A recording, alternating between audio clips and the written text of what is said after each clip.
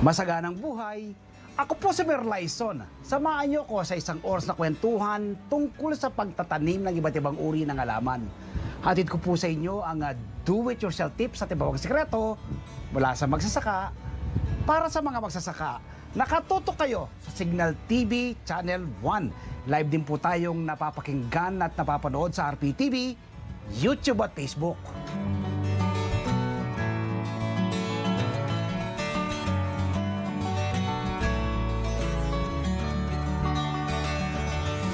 Makakasama po natin ngayong umaga.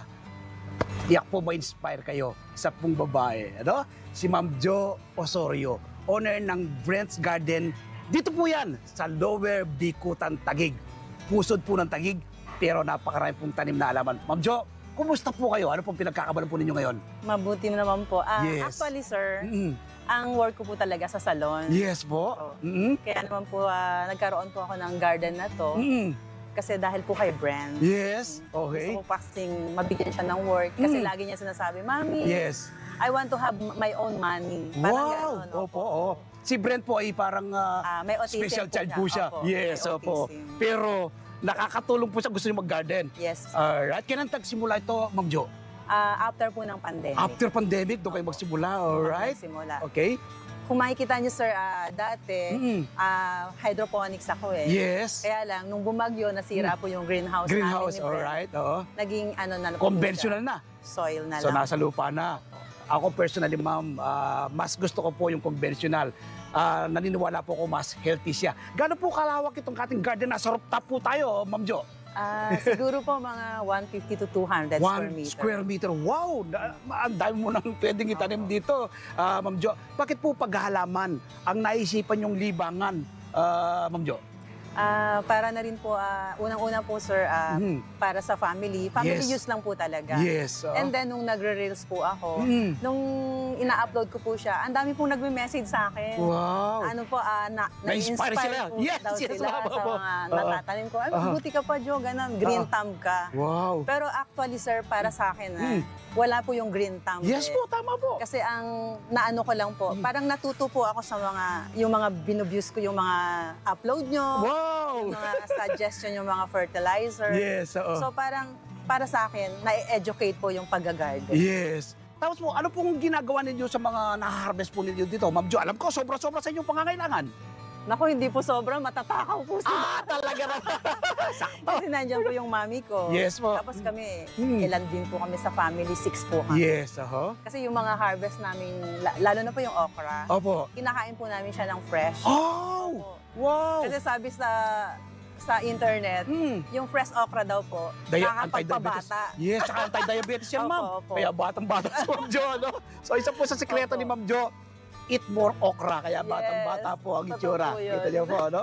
Tapos, ma'am, ilan po yung anak po natin? Ano po, 4. Apat. So, Opo. Tatlong babae, okay. isang lalaki. Siguro. Opo, si Brent po yung katulong po ninyo, no? Ano pong usually naitutulong po sa inyo ni Brent sa paghahalaman? Naku, pag bumibili po ako ng mga sako-sakong soil, Yes. siya po yung taga-buhat. Buhat? Katulad Wow. po nung pag nakita niyo yung mga reels ko, Yes. sumusunod po talaga siya pag naka-video. Wow! Talaga special charge, Opo, pero ano po. opo. Tapos sabi niyo po minsan kapag harvest, gusto pa niya mag-deliver pa. Opo. Oo. Nung nag-hydroponic po ako, sir, Oo. siya po talaga yung taga-deliver. Wow! Ibibigay ko lang po yung address ng mga friends ko. Yes. Na-deliver niya po. Galing naman, ano? Talaga na Kaya niya po mag-deliver. Yes. Kanina po sabi niyo, yung majority pangkain. So Opo. nakakatipid na kayo, ma'am. Yes po. Healthy yung pinagsasaluhan ng buong pamilya. Opo. Nakakatulong pa kayo sa pagpreserba sa ating inang kalikasan. Yes Ano po. pa pong plano po ninyong development, improvement dito po sa ating garden? Dito po kasi actually ngayon, marami po akong mga punla. Yes. So gusto ko po magdagdag pa ng mga hanging yung mga batal na katulad ng ginagawa niyo. Wow. So Opo. kaya po nagpagawa ako nung ganyan. Kasi diyan ko po isasabit. Yes. Sabi ko nga kay Lalaine, sabi Opo. ko, sana huwag muna ngayon kasi kukunti pa yung tanim ko. Ma'am, nakita po namin, ang ganda ng mga tanim nyo. Meron kayong mga green leafy vegetables, Opo. mga gulay yan. Opo. Tapos meron kayong mga fruit-bearing trees. Yes po. Ito po, nakita ko dito, kakaiba pong halaman to, persimmon. Pero Opo. napaganda nyo po rito. Opo. Tapos ano pa pong pwedeng makita ng mga kababayan natin dito? Para may Meron ubas po ka pa. siyang- May ubas, Yes. merong kasoy. Yes. merong longgan. Wow, talaga naman. Meron din papaya, merong Opo. mangga. Talaga naman. Hindi ko pa alam kung magbubunga yung mangga. Ay, magbubungay po yan, ma'am. Kasi pag in-apply nyo po, pag-aalaman po kasi, di ba, Ma'am Jo, yung ina-apply natin ng TLC. Opo. Di po ba? Tender Love and Care. Alam ko, ma'am, marami pong ma-inspire sa inyo. Ano pong pwede pong ninyong ibigay na tips sa mga beginners po na gustong mag-ship into farming o into garden, Opo. Ma'am Jo? Para sa akin po, sa mga beginners, ang una kasi nilang gagawin, kasi di ba, nadi-disappoint po sila pag namatay. Namatay, opo. So siguro ang una nilang dapat gawin, mag-educate muna. Yes, pag-aralan. Kung paano alagaan ng, alam ba, let's say yung pet child. Yes. Paano siya ipunla, and then paano siya palakihin. Yes. Pero napakadali lang po talaga Yes. pag na-educate mo yung sarili mo. Tama po. Opo. Hindi kayo nakikita ko sa inyo, hindi kayo takot sumubok eh. Opo. Di ba? Opo. Kahit mamatayin ka ng halaman, tanim Try ulit. ulit po, Parang opo. try and try. Opo. Di ba? If you fail, Opo. you learn. Opo. If you succeed, you earn. Diba? Opo. Kagaya po ngayon, nag-earn na po kayo dahil nalilibre nyo na yung pagkain. Ano? Opo. Tapos ngayon po ay blessed tayo ngayon. Bagang may 2 bagyo dito sa ating bansa, pero maganda po yung Maganda pa rin panahon. po. Opo. Kapag po panahon ng tagulan, ano pong magandang itanim? Kayo po. Pag tag-ulan po kasi, yun pa rin po yung tinatanim ko eh. So, walang- kasi lahat po ng tanim ko dito, sir, Yes. favorite ko po lahat. Wow! kaya pag ano, halimbawa, lalo na po yung pako, pag tag-ulan po, ang dami-dami niya pong talbos. Yes. Yun. Napakasarap po niya, Napaka-healthy isaw-saw niyan. na, opo. Oh. Saka yung glutarnate po natin, sir, nasa likod. Yes. Nakikita niyo. Oo. Napakasarap din po niyan ihalo sa salad. Yes.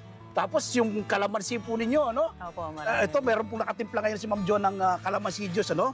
Ang ganda-gandang, ano pa, eksakto sa ating programa. Masaganang buhay, titignan mo itong kalamansi juice ni Ma'am Jo, no? Masarap. Ang tamis, sir. Ang sarap. So, tanim lang po ni Ma'am Jo yan, ha? Dito sa kanyang paligid yung Opo. kalamansi. Kapag po pumitas ka, ready nang Yes itimpla. po. Opo. Hindi po ba? Opo. Tapos, sa mga pagkakataon naman pong taginit, ano naman pong pwedeng itanim ng ating mga kababayan kapag gusto nila mag-start? Siguro, yung talong kasi parang gusto niya rin po ng tag-init eh. Yes. Kahit naman din po yung okra, tag-init din. Yes. Kung makikita niyo po yung dragon fruit ko rin po, Yes. tag-init ko po siya nung tinanim. Kasi Mm. pag tag-ulan daw po yan, nabubulok siya. Yes. Kaya tingnan niyo po yung dragon fruit ko. Siguro mga ilang buwan pa lang po yan, ang lagu-lago. Yes. Ma'am, napaka-busy niyong tao. Opo. Di ba? Lagi kayo siguradong may mga customer sa inyong beauty salon. Paano pong paano niyo po nadidivide ang oras? Yung Opo. pagtatanim. Yung salon ko po kasi nag-o-open siya ng 9 a.m. Yes. to 8 p.m. Mm. Tapos yung gardening naman namin, nagigising po ako mga 4:30. Nandito ka na. Opo. Madaling araw. Nagdidilig na po ako. Grabe. Oo. Eh si Brent, nung wala pa yung assistant ko, Yes. siya talaga yung assistant ko. Mm. Etong inuupuan natin, sir, gawa namin to ni Brent. Wow, talaga naman. Oh. Ang galing ni Brent. Opo, Okay. magaling po siya talaga mag-carpentry. Yes. Kahit special po siya. Wow, nakakatawa. Magaling po siya magpako, talagang sure na babaon. Yes. Bukod po dun sa personal na pangangailangan po ninyo, pagkain, ano pa pong benepisyo, ma'am, nakukuha po ninyo sa pagtatanim? Unang-una po, happiness. Wow! Hindi po nababayaran Yes. yan. Happiness. Opo. Stress reliever, ano? Yes, sir. Okay, ano pa po? Tapos healthy yung living namin. Wow! Less na po yung mga chemicals na nakuha from vegetables. Kasi Yes. kami na po yung nagtatanim. Yes. So sure kami na wala siyang spray. Yes! Tama po, ano? Opo. Naku talaga naman. Ma'am Jo, invite po ninyo yung mga nanonood po sa atin. Lalo po kapwa nyo po kababayan, ano? Ako'y natutuwa personally kapag babae po na-interview ko. Opo. Ang gawain pong paggagarden, pagbubukid, sabi nila sa lalaki lang. Pero ito, napatunayan po natin si Ma'am Jo, ano? Invite nyo po yung mga kababayan natin na subukan din po nila yung pagtatanim. Opo, sa mga friends ko po at hindi ko friends, Yes. itry din po natin na magtanim una-una yung, let's say, yung pechay na napakadali siyang mabuhay. Yes. Yung okra na napaka-healthy po. Mhm. I-try po natin na magtanim kung kailangan niyo pong magpaturo sa akin. Yes! Ready po ako na i-share po yung knowledge. Yes! Paano po kanila mai-follow, Ma'am Jo? Ibigay nyo po yung, Opo. yung Facebook page po Opo. ninyo. Yung Facebook page ko po, Jo Osorio. Mm. I-follow nyo lang po ako. I-accept ko po kayo. Ayun. Lahat po ng tanong po ninyo, sasagutin po Yes. ni Ma'am Opo. Jo. Pero mga kababayan, huwag po kayong bibitiw. Paunang interview pa lang po yan kay Ma'am Jo. Dahil sa aming pong pagbabalik, ituturo tayo dito po sa kanyang rooftop garden. Sa pagbabalik po ng Masaganang Buhay.